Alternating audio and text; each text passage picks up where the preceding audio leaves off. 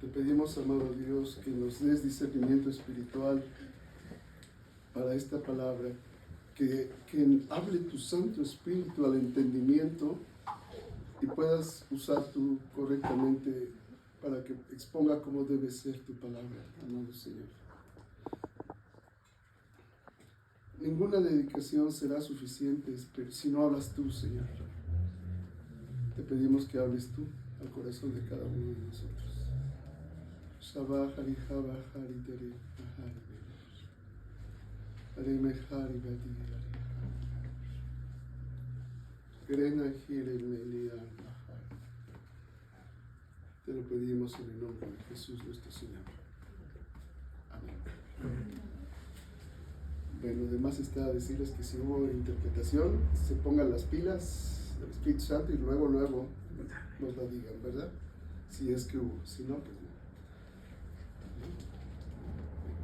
Entonces, vamos a continuar con el Evangelio de Juan.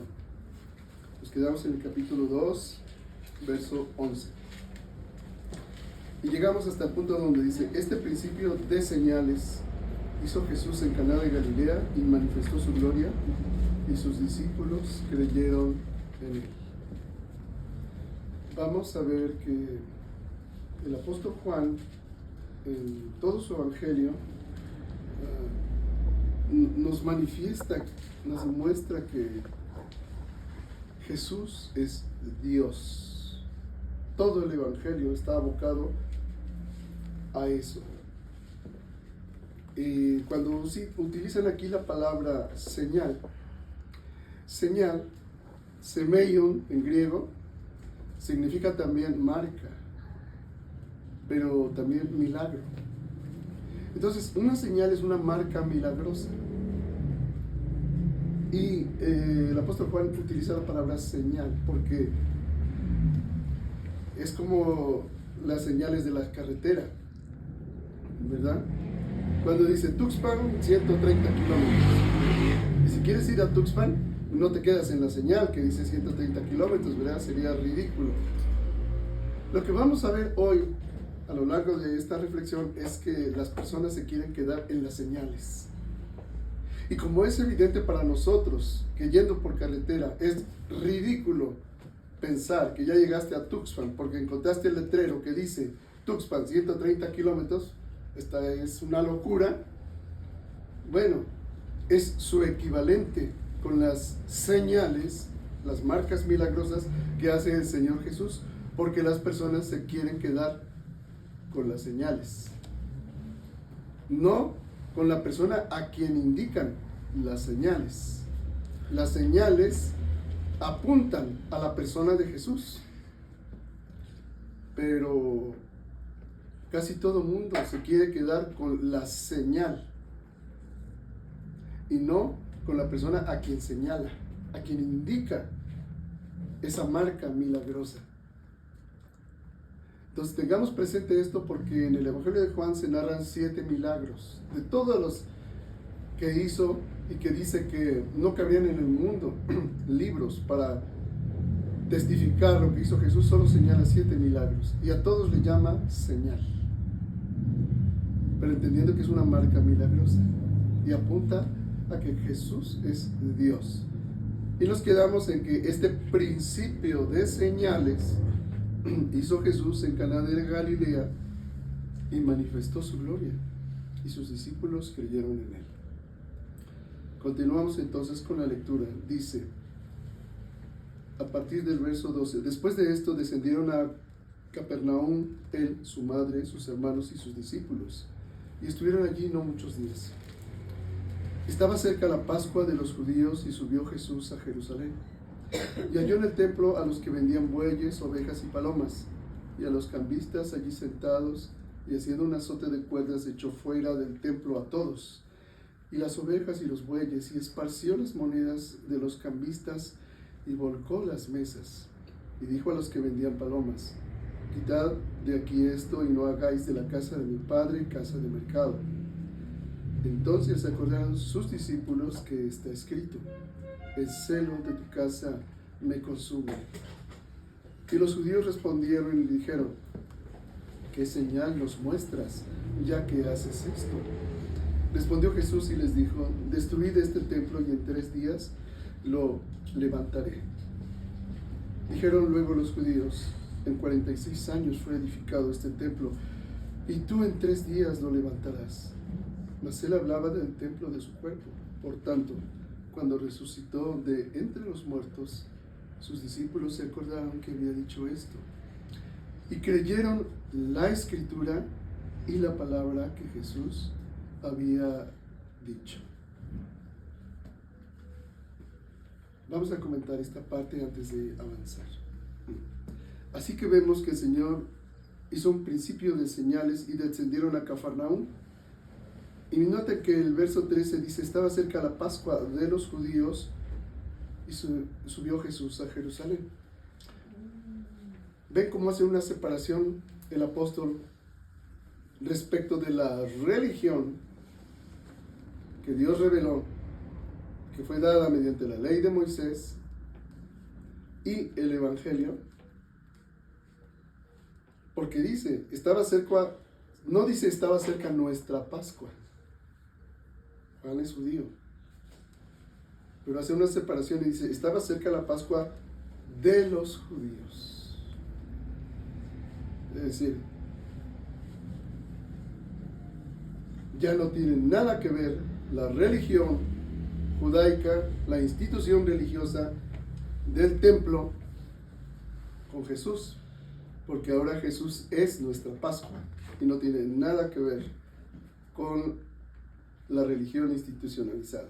Bueno, dice, y halló en el templo a los que vendían bueyes, ovejas y palomas, y los cambistas, y haciendo un azote de cuerdas echó fuera del templo a todos, ovejas y bueyes, y esparció las monedas de los cambistas y volcó las mesas.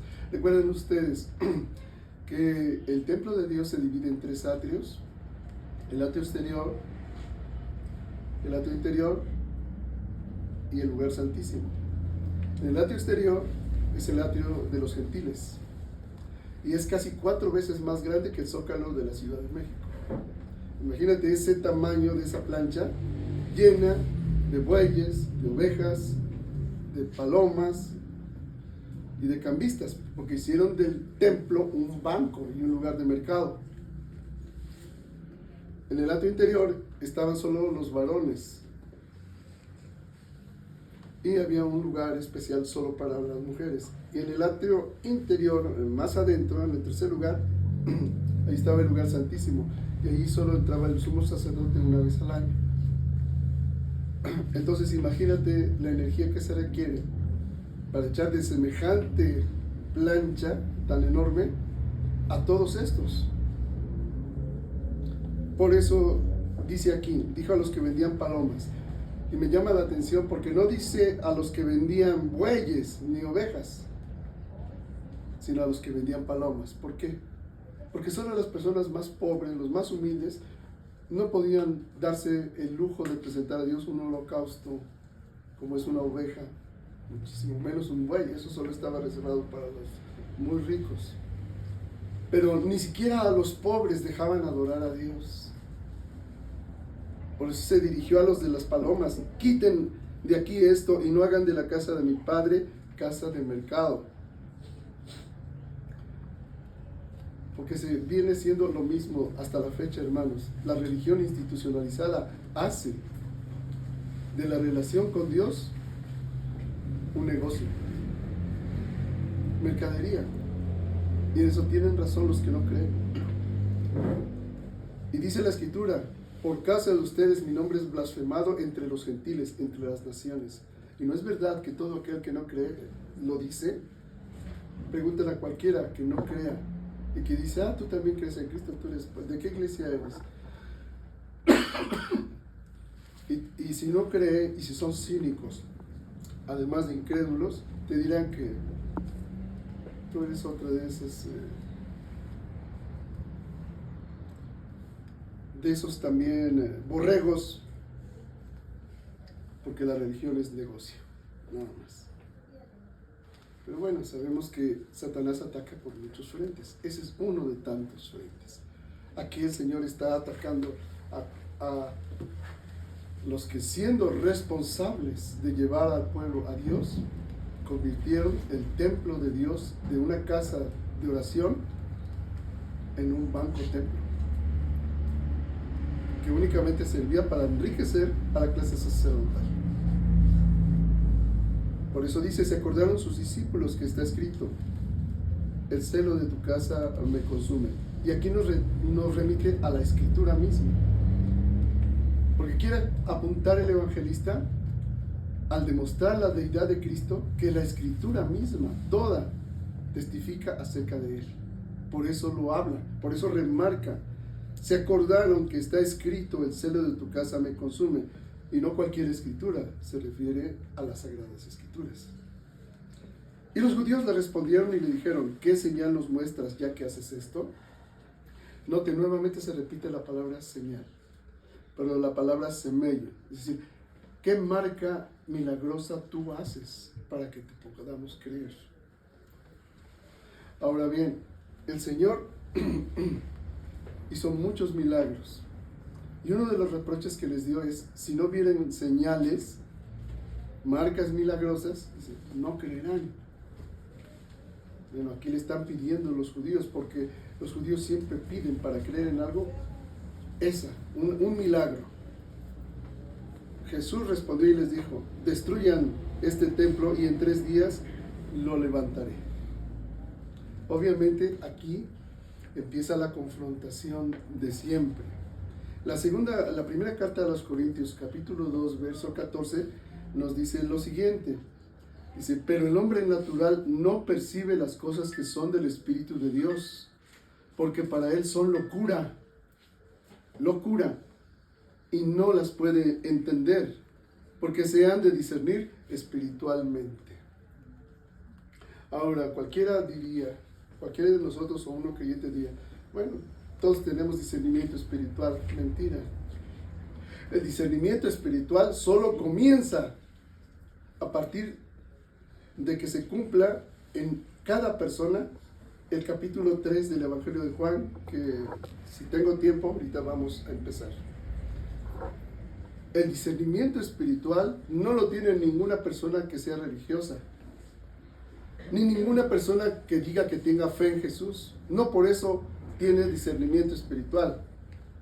El Papa no lo tiene porque sea el Papa, ni un obispo, ni un cardenal, ni un pastor. Pero creen que tienen discernimiento espiritual. Les vuelvo a leer, por eso dice, el hombre natural no percibe las cosas que son del Espíritu de Dios, pero piensa que sí las discierne. Pero aquí dice claramente Dios que no es así, porque para él son locura y no las puede entender porque se han de discernir espiritualmente. ¿Cómo se discierne espiritualmente? ¿Cuándo comienza el discernimiento que es espiritual? Que no es puramente intelectual, porque todos podemos discernir intelectualmente, pero discernir espiritualmente, eso está reservado para otra clase de personas. Lo vamos a ver más adelante. Todavía no doy la respuesta, la voy a dar más adelante. Por eso es que dicen los judíos, en 46 años fue edificado este templo y tú en 3 días lo levantarás. Mas él hablaba del templo de su cuerpo. Por tanto, cuando resucitó de entre los muertos, sus discípulos se acordaron que había dicho esto y creyeron la escritura y la palabra que Jesús había dicho. Fíjense bien, el discernimiento espiritual con el cual el apóstol Juan escribió este evangelio comenzó después de que él mismo, como discípulo de Jesús, fue investido del don del Espíritu Santo porque nació de lo alto. Antes no. Por eso es que ahorita al escribirlo dice, por tanto, cuando resucitó Jesús de entre los muertos, sus discípulos se acordaron que había dicho esto y creyeron. ¿Qué creyeron? La Escritura, y entendamos que es todo el Antiguo Testamento. Creyeron la Escritura y la palabra que Jesús había dicho. Esto es el testimonio del Evangelio del reino. Pero este discernimiento que está teniendo el apóstol y que nos está manifestando aquí ocurrió solo después de que el mismo apóstol fue perfeccionado. Fue completado en Cristo. Fue hecho en él recibir la misma mente de Cristo. Antes no. De hecho, recuerden que en los evangelios nos manifiesta cómo ninguno de los discípulos entendía nada. El mismo apóstol Juan, cuando fue rechazado el Señor Jesús de Samaria, dice: ¿quieres que hagamos descender fuego del cielo y que los destruya? Y el Señor los reprendió duramente y dijo: ustedes no saben de qué espíritu son. No tenía discernimiento espiritual. Nadie tenía discernimiento. Y para nosotros es muy fácil. Ahorita cuando le leemos, pues sí, bueno, pero estamos escuchando el discernimiento espiritual que recibió el apóstol después que fue perfeccionado. Y esto va a ocurrir ahorita a partir del capítulo 3, en lo que me voy a centrar más en esta predicación, para entender el lenguaje del Señor Jesús. Entonces dice: sus discípulos se acordaron que había dicho esto y creyeron la escritura y la palabra que Jesús había dicho. Estando en Jerusalén en la fiesta de la Pascua, muchos creyeron en su nombre, viendo las señales que hacía. Pero Jesús mismo no se fiaba de ellos, porque conocía a todos y no tenía necesidad de que nadie le diese testimonio del hombre, pues él sabía lo que había en el hombre. Esta es la preparación a la prédica que hoy voy a dar. Fíjense, estando en Jerusalén en la fiesta de la Pascua, muchos creyeron en su nombre. ¿Cómo? ¿Por qué creyeron en Jesús? Viendo las señales que hacía. ¿Qué señales hacía? Sanaba enfermos, resucitaba muertos, limpiaba leprosos, daba vista a los ciegos y anunciaba a los pobres el evangelio del reino. Y su palabra iba acompañada con el poder. Esas son las señales, las marcas milagrosas que él hacía. Bueno, al hacer él tantas señales, muchos creyeron en él. Muchos creyeron en su nombre, dice. Muchos. Y cuando dice la palabra muchos, me suena a mayoría, ¿verdad? Digamos que tenemos 3. En un número 3, ¿cuántos son muchos de 3? 2, ¿verdad? 2/3 partes. Cuando aquí nos dice muchos creyeron en su nombre, y sabemos que estamos hablando del pueblo de Dios, la mayoría creyeron en su nombre. Pero, ¿qué nos dice? Creyeron porque vieron las señales que hacían, pero Jesús mismo no se fiaba de ellos. A mí me llama mucho la atención esto, porque Jesús hace señales milagrosas. ¿Ha hecho Dios en ti alguna señal milagrosa? Dice aquí que creyeron por viendo las señales que hacía, pero Jesús mismo no se fiaba de ellos, y nos da la razón, porque conocía a todos. Yo comencé diciéndote: ¿puede Jesús fiarse de ti? Hoy te hago una pregunta que es en serio. Te digo de parte de Dios: ¿Dios puede fiarse de ti? ¿Tú crees en Jesús? ¿Ha hecho Jesús contigo alguna señal milagrosa? Ahora la siguiente pregunta es, y te la digo en serio: ¿Dios puede fiarse de ti? Cuando digo que Dios puede fiarse de ti, Dios te puede confiar algo. ¿Te puede confiar de verdad algo? ¿Te puede confiar a sus hijos pequeños en la persona de tus propios hijos? ¿Te los puede confiar? Porque no son tuyos, son de Él. ¿Cómo te estás guiando? ¿Con tu discernimiento natural o con discernimiento espiritual? Primera pregunta. o como te educaron a ti y como tu entendimiento te da a entender. Segunda pregunta: ¿Dios se puede fiar de ti en tu matrimonio? ¿Cómo estás tratando a tu esposo? Porque el Señor es tajante y clarísimo. Mujeres, respeten a sus esposos como a quién. Tiene una palabra muy clara en la Escritura. Como a quién hay que respetar al esposo. No le dice que los amen, porque el problema con la mujer no es que no ame a su esposo. Puede amar a su esposo. La Escritura remarca el punto en una cosa muy importante.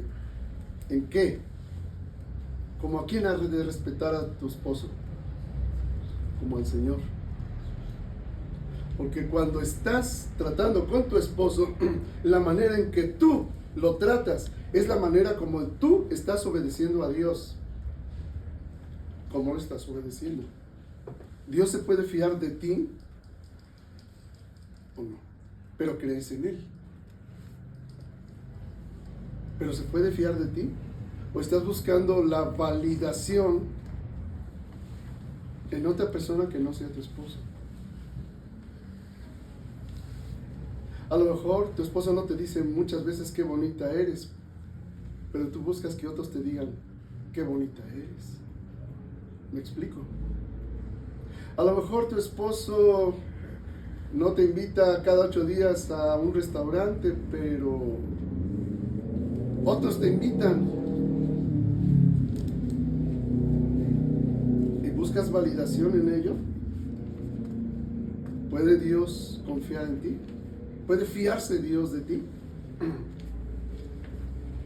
Dicen que el pasto se ve más verde del otro lado de la cerca, que el pasto del vecino siempre se ve más verde, y parece que su matrimonio siempre es más feliz, o parece que su pareja siempre es mejor que la que tú tienes. ¿Puede fiarse Dios de ti en cómo tratas a tu esposo en cuanto a los bienes? Porque puede parecer que la pareja del vecino se esfuerza más, es más exitoso, es más trabajador, es mejor marido, es como que me convendría mejor ese. Se ve más verde el pasto del otro lado de la cerca. Pero ¿se puede fiar Dios de ti? Porque a lo mejor lo que estás haciendo es con tu actitud de exigir y exigir y exigir, y que nunca nada es suficiente, aunque Él se gaste trabajando o se esfuerce, pero para ti jamás es suficiente. Nunca nada es suficiente. Entonces, ¿Dios puede fiarse de ti? Tú crees en Dios, pero ¿se fía Dios de ti? A lo mejor tu esposo solo recibió 3 talentos y solo te da los 3, pero tú le exiges 10. A otro Dios le dio 10 talentos, pero solo le da a su esposa 5, porque se conformaba con 3, y le da 5 y se guarda los otros 5. Y aquí cambia la pregunta: ¿puede Dios fiarse de ti con respecto a tu esposa? Porque la cosa es igual. Tú puedes creer en Dios, pero ¿Dios se fía de ti como marido? Dios te dice: ama a tu esposa. ¿Cómo? Como Cristo amó a la iglesia, para hasta dar su vida por ella. No, Señor, yo la amo nada más hasta donde me prepare la comida y me lave la ropa, y hasta ahí. Pero no me pidas que la dignifique dando mi vida por ella, adornándola como Cristo adorna a la iglesia, para presentársela a sí mismo pura y santa y sin mancha y ni arruga. Yo también tengo mi corazoncito y necesito cuidarme. ¿Cómo voy a dar mi vida por mi esposa? Habrá esposos que den todo por su esposa. Dios se puede fiar de ellos, pero si no es así, si no estás dando tu vida por tu esposa, Jesús mismo no se fiaba de ellos porque conocía a todos y no tenía necesidad de que nadie le diese testimonio del hombre, pues él sabía lo que había en el hombre. ¿Puede Dios fiarse de ti como esposo? Ahora, llegamos a un punto en el que, bueno, pues es que los dos estamos construyéndonos en Cristo. Ok, te concedo eso, porque ambos creen en Cristo. Los dos creen en Cristo. Pero a la hora de tomar decisiones, ¿cuál es la ley que predomina? La ley de mi familia, la ley de como a mí me enseñaron, como yo vi a mi papá, como yo vi a mi mamá, o como a mí me parece. Tú, Señor, no te metas. Esto es un asunto entre mi esposa y yo. Y aquí lo resuelvo yo a mi manera y los dos a mi manera. Entonces la pregunta es,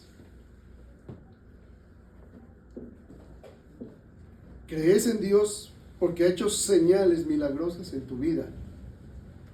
Pero Jesús mismo no se fiaba de ellos porque los conocía a todos.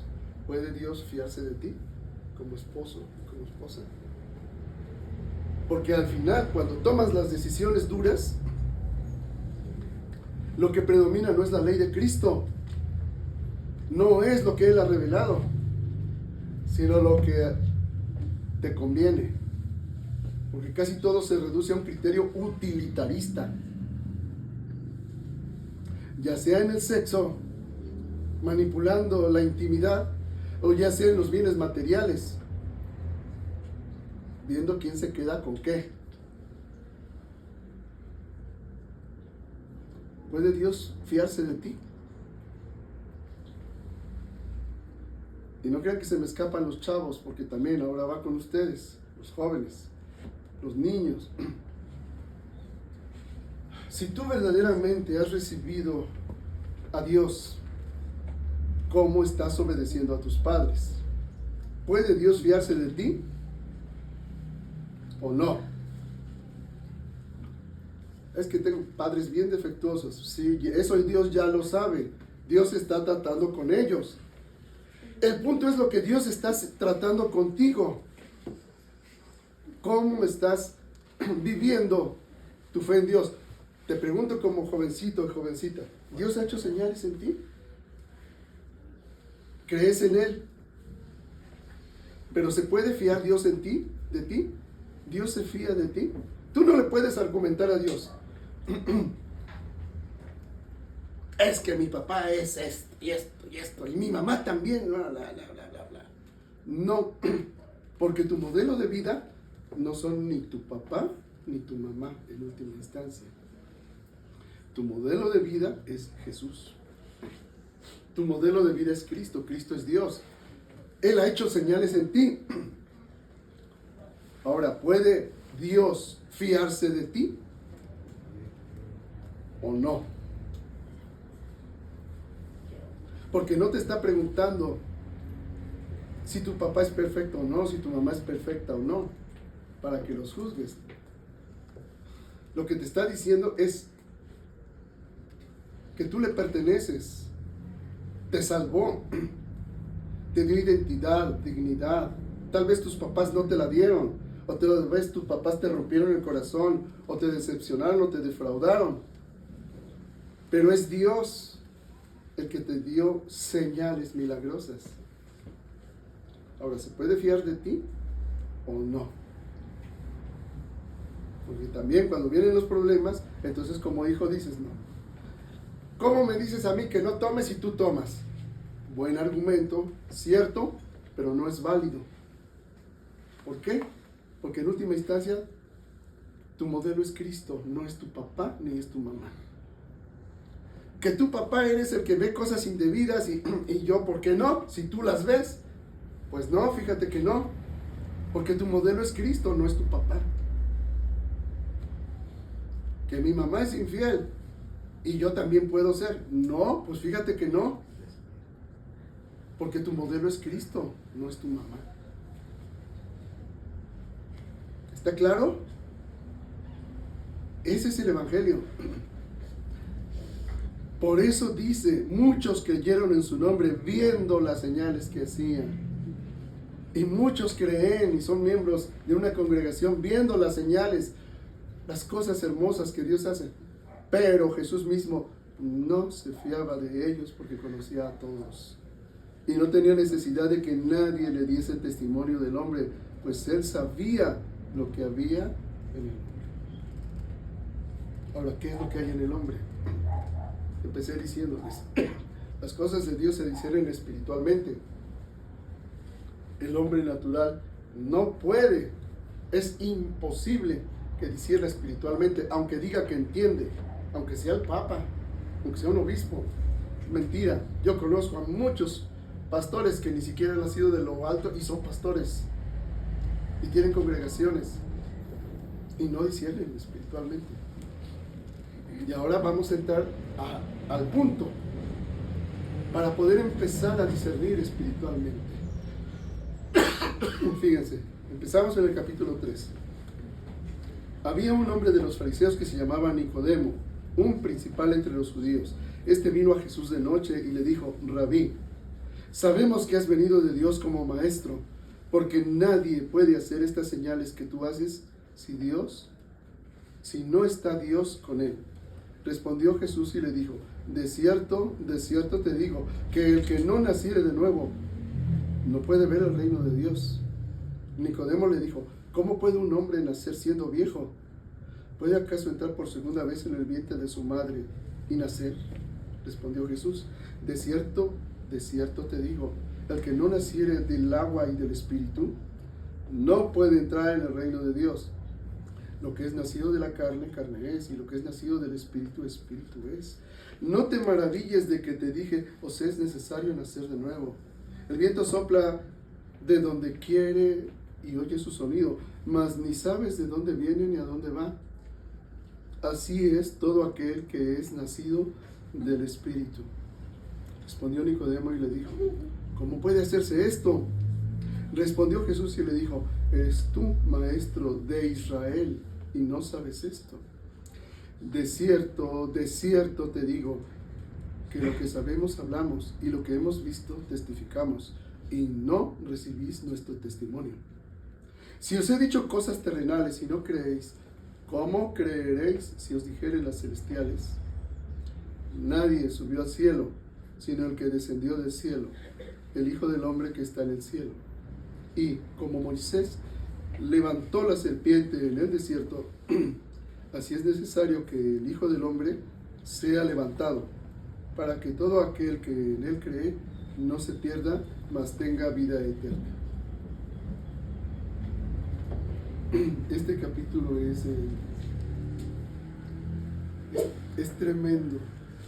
Y lo más tremendo es que todo mundo cree que lo entiende. Todo mundo cree que entiende este capítulo. Está muy fácil. La realidad es que no es tan así como aparenta. No es cierto. Vamos a ir verso por verso. ¿Y qué nos da el Espíritu de Dios? Había un hombre entre los fariseos que se llamaba Nicodemo, un principal entre los judíos. Para empezar, era de los perushim, los fariseos, los perfectos, los puros. O sea, era un hombre de un partido muy especial entre el pueblo de Dios, pero no solo era de un partido especial, se llamaba Nacdemón o Nicodemo. Dice, un principal entre los judíos, un príncipe. Era un príncipe de Israel. Pero además la historia nos dice esto: Nicodemo era uno de los 3 principales hombres, de los más ricos de Jerusalén. El otro era José de Arimatea, que además era miembro del Senado de Roma. Y este Nicodemo era dueño de los almacenes de grano de Jerusalén. O sea, no era cualquier cosa. Recuerden que estamos hablando de una época en que la tierra era la fuente de la riqueza. ¿Sí? Este Nicodemo era príncipe, era multimillonario, era poderoso y creyó en Jesús. Tan es así que lo dice, vino a Jesús de noche. Y esto no es un detalle menor, es un detalle mayor. El que diga que vino de noche, por dice. Y le dijo, Rabí, o sea, maestro. Ni siquiera le dijo mi maestro, le dijo Rabí, como dándole un título nada más. Para él era solo Rabí, ni siquiera era el Mesías, era un Rabí. Sabemos que has venido de Dios como maestro, porque nadie puede hacer estas señales que tú haces si no está Dios con él. Nadie puede hacer estas marcas milagrosas que tú haces si no está Dios con él. Voy a tratar como que de entrar en la descripción de lo que hizo Nicodemo. Vino de noche, un hombre poderoso. ¿Qué le importa a un hombre poderoso lo que piensen los demás? No le importa, ¿verdad? Un hombre poderoso hace lo que quiere y no le importa. Sin embargo, este hombre poderoso sí le importó que lo vieran. Tan le importó que por eso fue de noche a ver a Jesús, para que nadie lo viera, para que nadie supiera. ¿Por qué lo hizo de noche? Porque le importaba más, como dice la Escritura, la gloria de los hombres que la gloria de Dios. Él era un príncipe de Israel.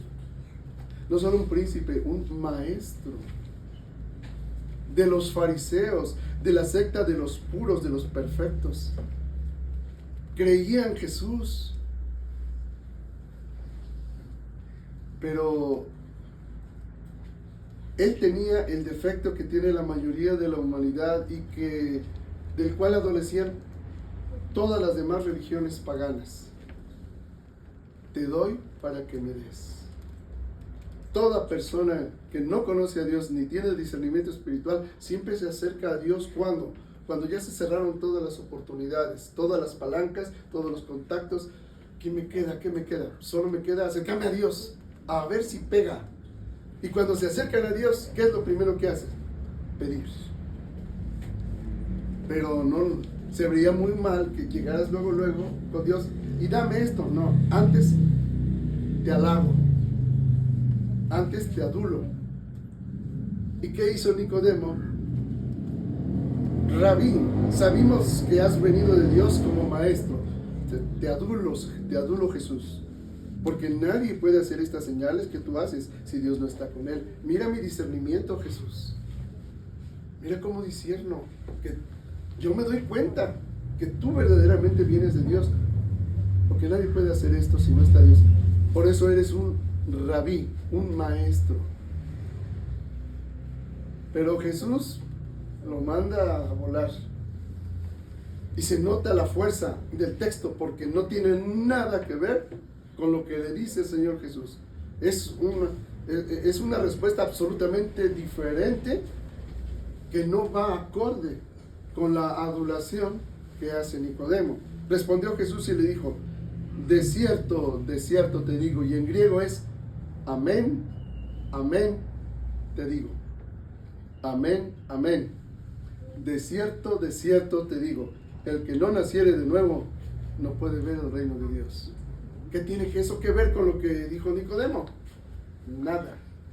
Porque Jesús no quiere estar perdiendo el tiempo con alguien que se siente tan a gusto, que le va tan bien en el mundo, que es poderoso, que es un príncipe y que además es uno de los 3 más ricos en Jerusalén. Y dice, a mí no me hagas perder el tiempo.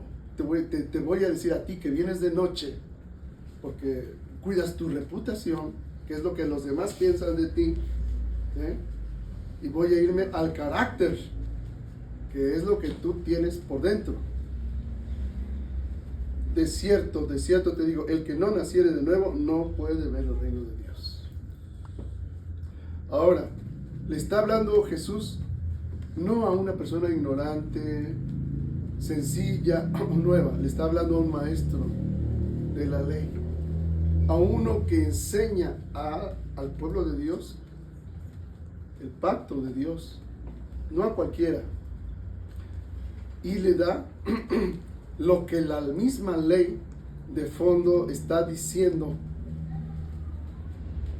a todo aquel que cree en Dios y que es parte del pueblo del pacto, porque la ley apunta al Mesías, y el mismo Mesías le dice: el que no naciere de nuevo no puede ver el reino de Dios. Y es Dios hecho hombre el que nace, no puede. El que cree que discierne espiritualmente y no ha nacido de nuevo no puede ver el reino de Dios. Pero piensan muchos que sí. Si no es porque la mayoría de los que se denominan cristianos, que son casi 2,000 millones, creen que disciernen espiritualmente, pero no disciernen nada, porque no conocen a Dios, porque no han nacido de lo alto. Nicodemo le dijo: ¿cómo puede un hombre nacer siendo viejo? Noten la altivez de Nicodemo, porque él es maestro de Israel. Le está diciendo a Jesús algo que es obvio. Entonces le está respondiendo con altivez al Señor. ¿Cómo puede nacer un hombre siendo viejo? Jesús, ¿por qué me estás diciendo lo que es obvio, que no merece una respuesta? Casi una pregunta retórica. ¿Puede acaso entrar por segunda vez en el vientre de su madre y nacer? ¿No ves, Jesús, que estás diciendo un absurdo? Lo que quiero remarcar, hermanos, es que entendamos la ceguera de quien cree que discierne espiritualmente. ¿Le has preguntado tú alguna vez a alguien que le has hablado del Evangelio: ¿has nacido de nuevo? Cuando yo he hecho esa pregunta o he visto que la han hecho a otros, casi siempre las respuestas que escuchamos es: ¿qué es eso? ¿Qué es eso? Obviamente no han nacido de lo alto. Ahora, los Nicodemos modernos, aquellos que en su denominación religiosa se sienten espirituales o se creen espirituales, se indignan. Se indignan cuando tú les has dicho: ¿has nacido de nuevo? ¿A mí qué me quieres decir tú? ¿Quién eres tú para decirme? ¿Me estás enseñando la Biblia? ¿Me quieres demostrar Juan 3:3? Porque yo lo conozco. ¿Quién eres tú para decirme si he nacido de lo alto? ¿Qué te crees? ¿Eres un obispo? ¿Eres el papa? ¿Qué autoridad espiritual tienes para decirme si he nacido de lo alto? Esa es la actitud de Nicodemo frente al Señor Jesús. Porque creen que porque Dios ha hecho señales milagrosas en sus vidas y que pertenecen a una institución religiosa o a una denominación, ya Dios está con ellos. Pero van a Jesús de noche, porque una cosa es creer en Dios y otra cosa es manifestarlo. Y miren, Nicodemo creía en Dios como muchos hoy en día creen en Dios.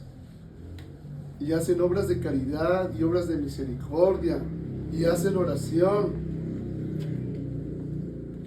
Pero cuando verdaderamente Dios se acerca a sus vidas, ya no con una señal milagrosa, sino el mismo Dios redarguyendo en el corazón que tienen que nacer de nuevo, le quieren enseñar a Dios.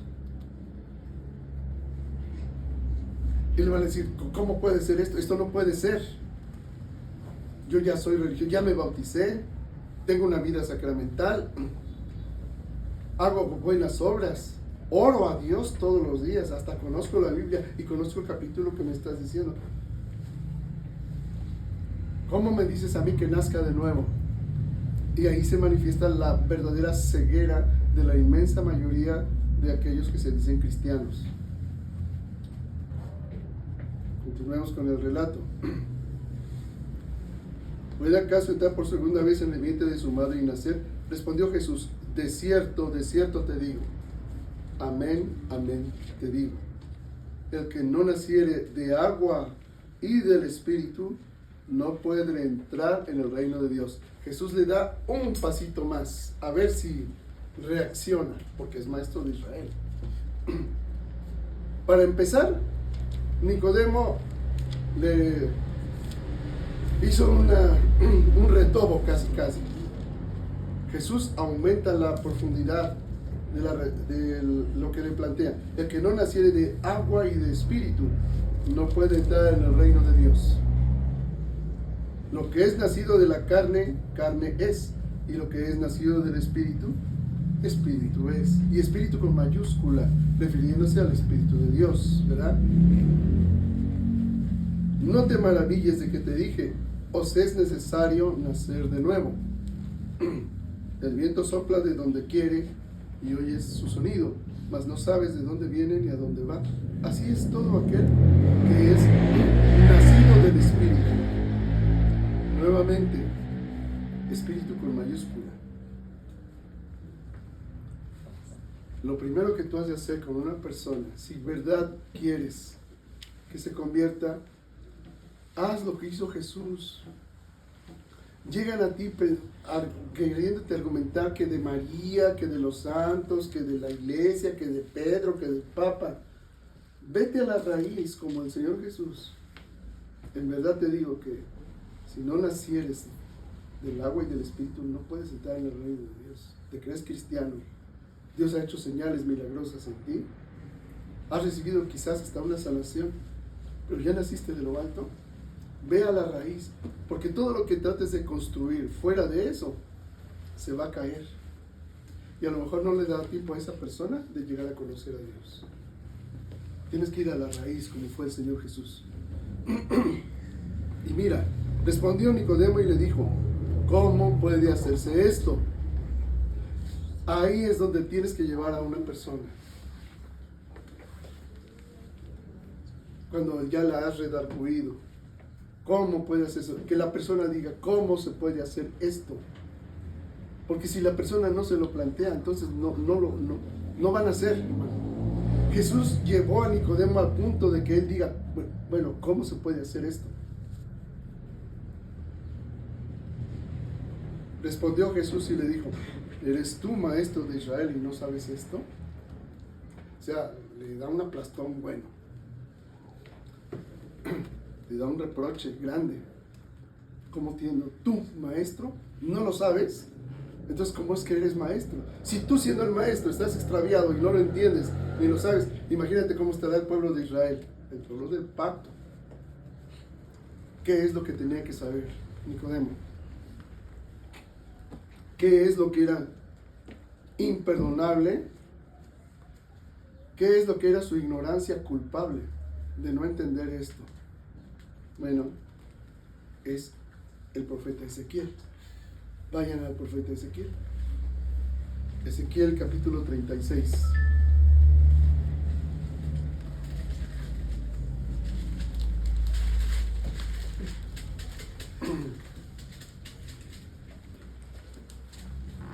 Lo voy a leer desde el verso 22 para que veamos que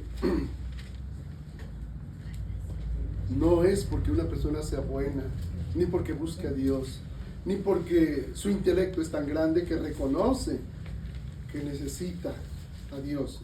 Dice, por tanto, di a la casa de Israel, así ha dicho Jehová el Señor, no lo hago por vosotros, oh casa de Israel. Cuando dice no lo hago por vosotros no es porque tú seas tan inteligente, no es porque tú tengas algún mérito, no es porque tú quieras, no es porque seas religioso. No lo hago por vosotros, oh casa de Israel, sino por causa de mi santo nombre. Dios, por el puro afecto de su voluntad, nos llamó de las tinieblas a la luz. Por el puro afecto de su voluntad. Porque éramos enemigos de Dios antes de esto. Dice, no lo hago por vosotros, oh casa de Israel, sino por causa de mi santo nombre, el cual profanasteis vosotros entre las naciones a donde habéis llegado. Y santificaré mi grande nombre profanado entre las naciones, el cual profanasteis vosotros en medio de ellas. Y sabrán las naciones que yo soy Jehová, dice Jehová el Señor, cuando sea santificado entre vosotros delante de sus ojos. Y yo os tomaré de las naciones, y os recogeré de todas las tierras, y os traeré a vuestro país. Esparciré sobre vosotros agua limpia. Vean lo que dijo el Señor. De cierto te digo que al que no naciere de agua y del Espíritu, con mayúscula, no puede entrar en el reino de Dios. Dijo el profeta, Dios a través del profeta Ezequiel. Esparciré sobre vosotros agua limpia, y seréis limpiados de todas vuestras inmundicias, y de todos vuestros ídolos os limpiaré. Os daré un corazón nuevo. Esto es, recuerden, cuando la Biblia se refiere al corazón, está hablando del espíritu, del hombre, el corazón. Os daré un corazón nuevo y pondré espíritu nuevo dentro de vosotros. Y quitaré de vuestra carne el corazón de piedra, y os daré un corazón de carne. Y pondré dentro de vosotros mi espíritu, y haré que andéis en mis estatutos, y guardéis mis preceptos, y los pongáis por obra. La afirmación que está haciendo aquí Dios es que el hombre está muerto en sus delitos y pecados, que su corazón, su espíritu está muerto. Por eso habla de darte un corazón nuevo, es decir, un espíritu nuevo. Pero no solamente un espíritu nuevo, ese espíritu que ponga en ti no será como el corazón de piedra que tienes. Un corazón de piedra es un espíritu muerto. ¿Sí? Dice, y os daré un corazón de carne, y pondré dentro de ustedes mi espíritu. O sea, además de poner en ti un espíritu nuevo, un corazón nuevo, es su propio espíritu en ti. Esto es lo que obligatoriamente Nicodemo, como maestro, tendría que saber. Y solo me fui al profeta Ezequiel, pero también los demás profetas lo mencionan. El profeta Jeremías lo menciona. Y por eso es el reproche de Jesús. Eres tú, maestro de Israel, y no sabes esto. Ahora, en la actualidad, ¿qué sucede? Lo mismo, hermanos. Las cosas espirituales se disciernen espiritualmente, pero el hombre natural no las puede percibir ni las entiende, y para él son locura. Cuando tú le dices a alguien, tienes que nacer de nuevo, estás loco. A mí ya me bautizaron. Es más, tengo mi padrino y mi madrina de bautismo. Es más, yo como el cuerpo y la sangre de Cristo cada vez que comulgo. Es católico. Si es cristiano, yo tomo la Santa Cena. Y sí, la toman, pero no han nacido de nuevo. Porque si no entienden esto, no como entendimiento intelectual, sino como experiencia espiritual, que saben que Dios ha puesto en ellos un espíritu nuevo, y no solo un espíritu nuevo, sino el Espíritu Santo de Dios en ellos. Estás hablando con un zombie verdadero, aunque sea muy inteligente, porque ustedes saben, hay muchas formas de inteligencia. La inteligencia kinética, aquí tenemos por ejemplo nuestro hermano, tiene inteligencia kinética, un campeón para el deporte. Hay inteligencia emocional, hay inteligencia musical, hay inteligencia matemática, hay muchas formas de inteligencia. Hay una inteligencia espiritual, pero estamos llenos de estúpidos espirituales, hermanos. Gentes que tienen hasta doctorados, que en lo humano son muy sabios, pero espiritualmente son estúpidos. Son más que estúpidos, son zombies, están muertos. Pero no lo quieren reconocer, se sienten insultados si tú les dijeras esto. Pero, ¿qué pasa si tú rehusas hacerle ver su realidad a una persona que necesita nacer de novato? Digamos que tienes un cáncer terminal en el páncreas y te quedan 3 meses de vida. Y vas a ver al especialista, al maestro de Israel, y te dice, no te preocupes, te voy a dar un paracetamol. Esos dolores que tienes, no quiero preocuparte, no hagas, no te pasa nada. Tómate 1 gramo de paracetamol cada 3 horas y te vas, y te vas a curar.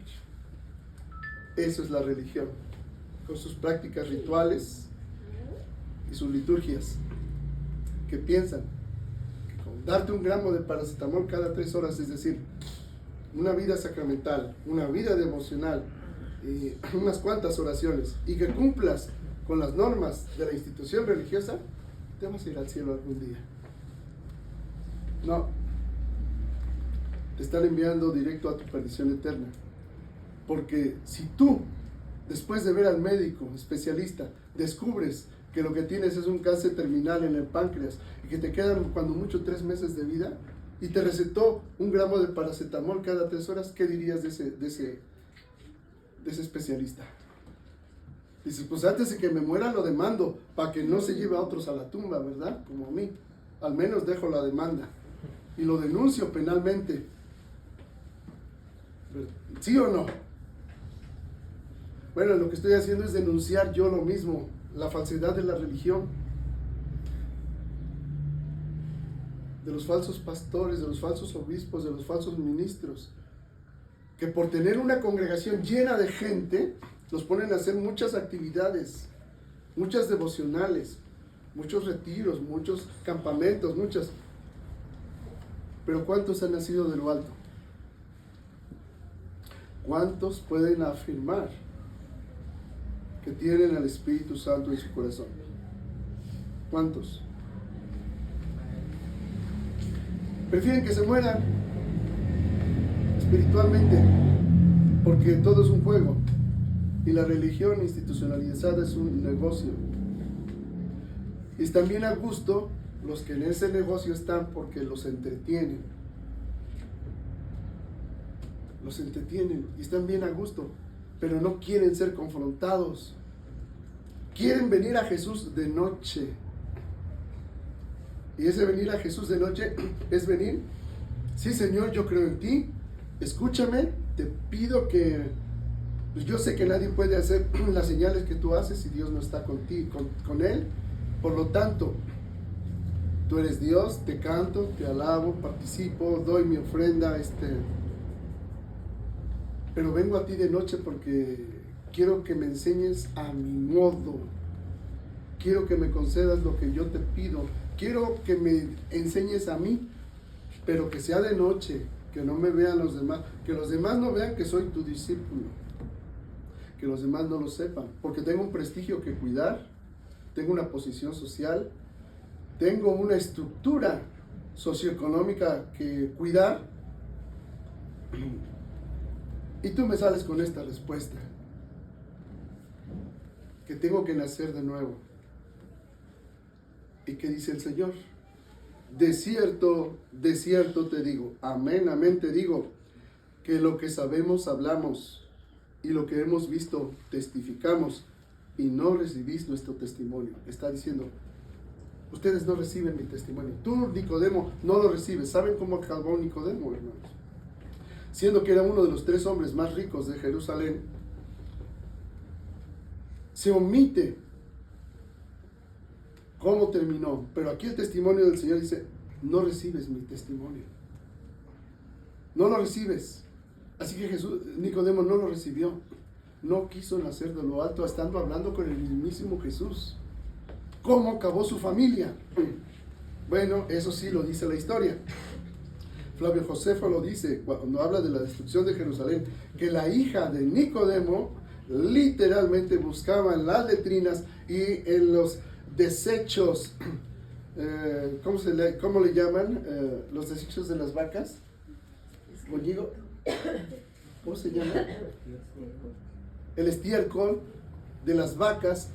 Esto es real, no es figurado. En el estiércol seco de las vacas buscaba semillas para poder comer en el asedio a Jerusalén. La hija de Nicodemo.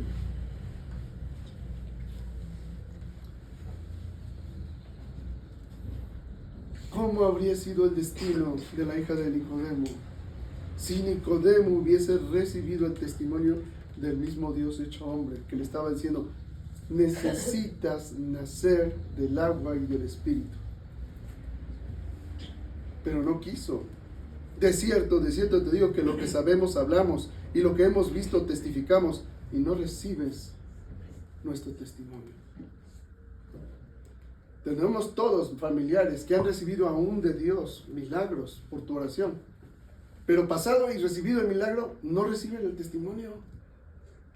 No quieren hacer de nuevo, es decir, no quieren arrepentirse y convertirse para nacer de lo alto. No quieren. Bueno, el Señor es claro. De cierto te digo que el que no naciere de agua y de espíritu no puede entrar en el reino de Dios. Ah, pero mi mamá es bien buena, mi abuelita es bien buena, mi hermano, mi hermana es bien buena. ¿Cómo va a ser Dios tan malo que se vaya al cielo si no nació de lo alto? Y si tú verdaderamente has nacido de lo alto y sabes que ese familiar tuyo al que amas no ha nacido de lo alto, no seas como el especialista que dice que te engaña sabiendo que tienes un cáncer terminal. Tómate un paracetamol cada 3 horas. No pasa nada, te vas a ir al cielo. ¿Ven? Por eso les decía al principio, muchos creyeron en su nombre viendo las señales que hacía, pero Jesús mismo no se fiaba de ellos, porque conocía a todos y no tenía necesidad que nadie le diese el testimonio del hombre, pues él sabía lo que había en el hombre. Tal vez tú ya creíste en él, pero yo te pregunté al principio, ¿Dios se puede fiar de ti como hijo, como hija? ¿Se puede fiar de ti como esposo? ¿Se puede fiar de ti como esposa? ¿Se puede fiar de ti como pastor? ¿Se puede fiar de ti como ministro en la iglesia? ¿Se puede fiar o no? ¿O para ti es un juego? Es un paracetamol espiritual. Al fin y al cabo Dios es bien bueno y todos nos vamos a ir al cielo. Hasta el diablo se va a ir al cielo al final. Mentira. Si les he dicho, verso 12, cosas terrenales y no creen, ¿cómo creerán si les dijere las celestiales? Fíjense, el Señor está hablando de la base fundacional para entrar en el reino de Dios. Y si la base no la creen, ¿cómo van a acceder a las espirituales? Es imposible. Nadie, y ahora habla de las celestiales, nadie subió al cielo sino el que descendió del cielo, el Hijo del Hombre que está en el cielo. ¿Cómo se quedaría Nicodemo con esto? No entendió nada. Porque lo que está diciendo Jesús es esto: nadie subió al cielo sino el que descendió del cielo. Él, Jesús, el Hijo del Hombre que está en el cielo. Ahora, está diciendo, yo Jesús soy el Hijo del Hombre y estoy en el cielo. No, pero estás aquí conmigo, con Nicodemo. No. Descendí del cielo y estoy en el cielo. ¿Cómo iba a entender eso Nicodemo? No podía. No podía. ¿Ven? Nadie subió al cielo sino el que descendió del cielo, el Hijo del Hombre que está en el cielo. Y el Hijo del Hombre es Dios. Profeta Daniel, capítulo 9. Me parece que es el verso 10. Si no, ahí lo buscan. Y como Moisés levantó la serpiente en el desierto, así es necesario que el Hijo del Hombre sea levantado. Aquí sí Jesús le habló en chino a Nicodemo. Y a los cristianos que no han nacido de nuevo. Porque es bien fácil decir hoy en día, sí, conforme a la teología, Jesús estaba hablando de que tenía que ser levantado así en la cruz, como Moisés levantó la serpiente. Pero aquí hay más de fondo, hermanos. ¿Por qué Moisés levantó la serpiente en el desierto? Vayan a Números, al libro de Números, capítulo 21.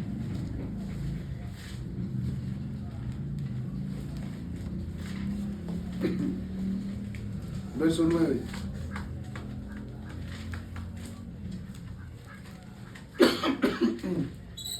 Les voy a leer desde el verso 5. Y habló el pueblo contra Dios y contra Moisés. ¿Por qué nos hiciste subir de Egipto para que muramos en este desierto? Se los traduzco al lenguaje actual, parafraseando. ¿Por qué me hiciste creer en ti y salir de este sistema de cosas del mundo para que muera en este valle de lágrimas? Pues no hay pan ni agua, y nuestra alma tiene fastidio de este pan tan liviano. No tengo prosperidad ni bienestar, y tengo fastidio del pan de cada día que apenas me das para que sobreviva. Y Jehová envió entre pueblos serpientes ardientes, es decir, serpientes mortales, venenosas, áspides, ¿sí? Cobras, que mordían al pueblo, y murió mucho pueblo de Israel. ¿Quién murió, hermanos? El pueblo de Dios, el pueblo elegido, el que fue bautizado en el mar. Ese es el que murió. Entonces el pueblo vino a Moisés y dijo: hemos pecado por haber hablado contra Jehová y contra ti. Ruega a Jehová que quite de nosotros estas serpientes. Y Moisés oró por el pueblo. Parafraseo. Y muchos creyeron viendo las señales que hacía y creyeron en su nombre. Pero Jesús mismo no se fiaba de ellos, pues los conocía a todos. Ruega a Jehová que quite de nosotros estas serpientes. Y Moisés oró por el pueblo, y Dios hizo milagros a través de esa serpiente, de la imagen de esa serpiente. Y Moisés oró por el pueblo, y Jehová dijo a Moisés: hazte una serpiente ardiente y ponla sobre un asta, y cualquiera que fuere mordido y mirare a ella, vivirá. Y Moisés hizo una serpiente de bronce y la puso sobre una asta, y cuando alguna serpiente mordía a alguno, miraba a la serpiente de bronce y vivía. ¿Cuál es el aguijón de la muerte, hermanos? Según la Escritura nos dice, el aguijón de la muerte es el pecado. Es decir, la serpiente ardiente tiene un veneno que se llama pecado. El pecado te va a llevar inevitablemente a la muerte. Todos morimos. Lo que Dios hizo a través de la serpiente, de la figura de las serpientes ardientes o venenosas, naturalmente es imposible. ¿Cómo es posible que si un animal físico te muerde y te quedan minutos de vida, solo con voltear a mirar a una serpiente de bronce fuese anulado el efecto natural de un veneno mortal? Bueno, pues eso es lo que Dios hizo.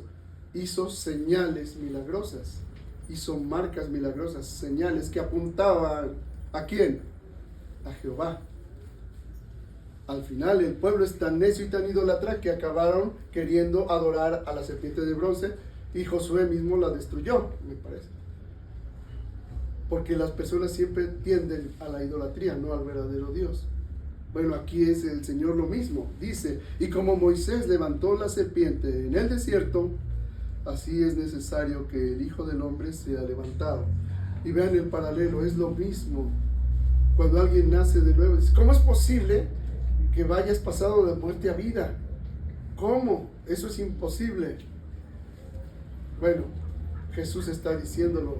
Eso es exactamente lo que yo voy a hacer. Cuando yo sea levantado, dirá en otra parte, atraeré a todos hacia mí. ¿Sí? Es decir, los llevaré a rastras. Porque es más fuerte la traducción, hermanos. Dice: nadie viene a mí si mi Padre no le atrae. Pero así está la traducción. Pero ¿saben qué significa en griego? Literalmente, arrastrar. Traer, sí, pero arrastras. Estás tan destruido que Dios te tiene que traer. Arrastras. Cuando yo fuere levantado en lo alto, atraeré a todos hacia mí. Eso solo lo hace Dios. Y eso es lo que está diciendo Jesús. ¿Sí? Y como Moisés levantó a la serpiente en el desierto, así es necesario, o sea, no es opcional. Es necesario que el Hijo del Hombre sea levantado. Jesús no murió como una víctima. Me explico. Sí fue una víctima propiciatoria, pero no fue víctima de las circunstancias, es lo que quiero decir. Jesús no fue víctima ni de los romanos ni de los judíos en el sentido de que como era débil, por eso lo mataron. No, era el plan de Dios. Porque la víctima que tenía que morir ahí eras tú y era yo. Y Jesús dijo, no, no vas a morir ni tú, ni el que les habla. Voy a morir yo en su lugar, en el lugar de ustedes. Eso es el poder de Dios. Que el castigo que merecíamos por nuestros pecados, por nuestra propia naturaleza enemiga de Dios, Él es quien lo recibió en nuestro lugar. Por eso es su sacrificio vicario, sustitutorio.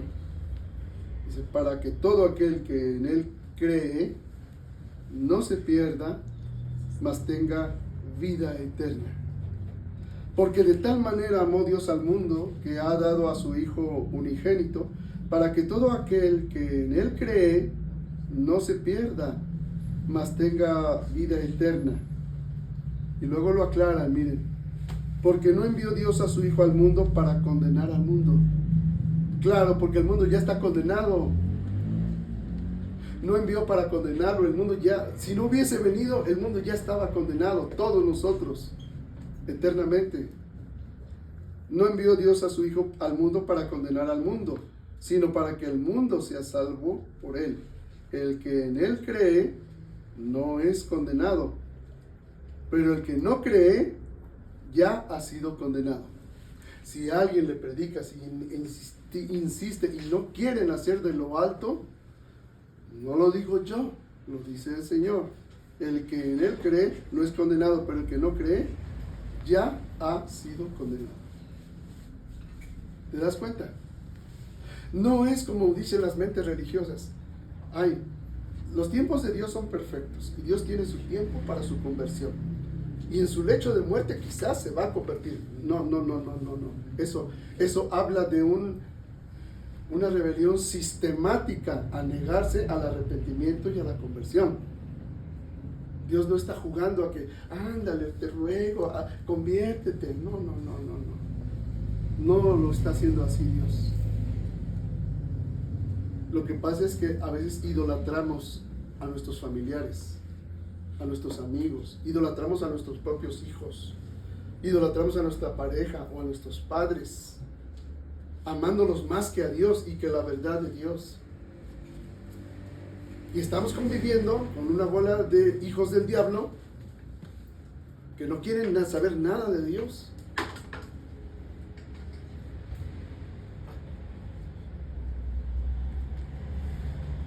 Muchos creyeron en Él, pero Jesús no se fiaba de ellos porque los conocía a todos, sabía. Por eso te pregunto, ¿Dios puede fiarse de ti? ¿Sí o no? Como hijo, como esposo, como padre, como madre, como abuelo, como trabajador. ¿Se puede fiar de ti, sí o no? El que en Él cree no es condenado, pero el que no cree ya ha sido condenado porque no ha creído en el nombre del unigénito Hijo de Dios. Y esta es la condenación: que la luz vino al mundo y los hombres amaron más las tinieblas que la luz, porque sus obras eran malas. La psicología dice otra cosa. Pero entre la psicología y lo que dice el Señor Jesús, yo me quedo con lo que dice el Señor Jesús. Habrá quienes se quedan mejor con su abuelita, con su papá, con su mamá, con su esposo, con su esposa, aunque sean hijos del diablo. Y esta es la condenación: que la luz vino al mundo y los hombres amaron más las tinieblas que la luz, porque sus obras eran malas. Porque todo aquel que hace lo malo aborrece la luz y no viene a la luz para que sus obras no sean reprendidas. ¿Cómo llegó Nicodemo a Jesús? ¿En la luz o en la oscuridad? En la oscuridad. Porque quería tratar con Jesús e intimar con Jesús en la oscuridad. Y Jesús de tajo lo cortó y le dijo lo que necesitaba saber. Pero Nicodemo no quiso. Jesús le dijo, lo que sabemos, hablamos, y lo que hemos visto, testificamos, y no reciben nuestro testimonio. Porque todo aquel que hace lo malo aborrece la luz y no viene a la luz. Tienes que nacer de lo alto. No, estás loco, ¿qué me vas a enseñar tú a mí? ¿No? Aborrece la luz y no viene a la luz para que sus obras no sean reprendidas. Mas el que practica la verdad viene a la luz, para que sea manifiesto que sus obras son hechas en Dios. Y con esto termino, hermanos. El que practica la verdad, no solamente es que encuentres la verdad o al verdadero, es que lo practiques. Por eso vuelvo a hacer otra vez la pregunta. Bueno, te la hace el Espíritu Santo a través de esta pregunta que yo te hago. ¿Puede Dios fiarse de ti? ¿Sí o no? ¿Practicas la verdad? ¿Sí o no? Porque yo entiendo que todos fallamos y hasta a veces pecamos. Pero como les he dicho otras veces, el que te comas un pan no te vuelve panadero. Te comiste un pan, pero no eres panadero, no haces panes. El que es de la verdad y está en la verdad y permanece en la verdad, practica la verdad. ¿Cuál verdad? La verdad de Dios, la ley de Cristo. La practica. No es esporádica en su vida. No es de noche como Nicodemo. No es a modo, ni cristianismo a modo. No es a veces. La práctica es un hábito continuo, ininterrumpido. El que practica la verdad viene a la luz. El que no es de la verdad es como Nicodemo. Quiere conocer a Dios, pero de noche. Y se acerca correctamente al que es la luz, pero de manera incorrecta.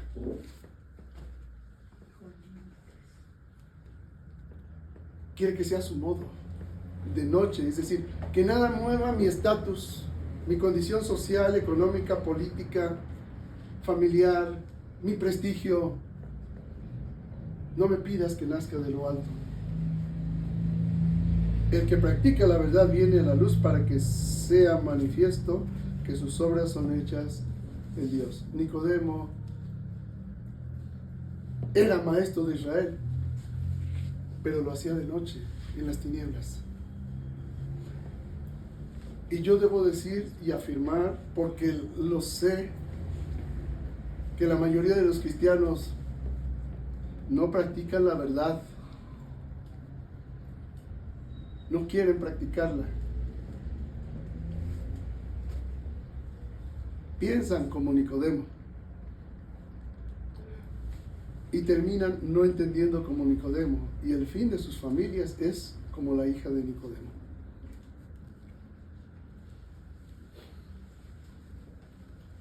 Ahora, todos pecamos, dice el apóstol Juan. Si alguno dice que no tiene pecado, miente, ya sea Dios mentiroso, sí. Pero dijo el Señor Jesús, nadie viene a mí si mi Padre no le atrae. Si mi Padre no le atrae. Y yo les dije, si mi Padre no lo trae, arrastras. Y a veces Dios te ha tenido que traer a ti y a mí, arrastras, porque no queremos. Y Dios te ha tenido que traer arrastras prácticamente.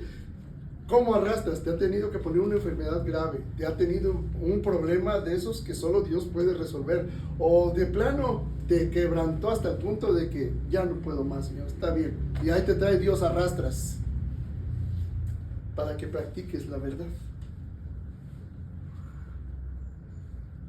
Ya sabe el Señor que has pecado, que has fallado. Ahora lo que te pide, bueno, ya naciste de lo alto. Ok, ahora practica la verdad. Ya no sigas comiendo pan de pecado, pues. No te hagas panadero de pan con levadura, ¿verdad? Que dice el Señor. No lo hagas.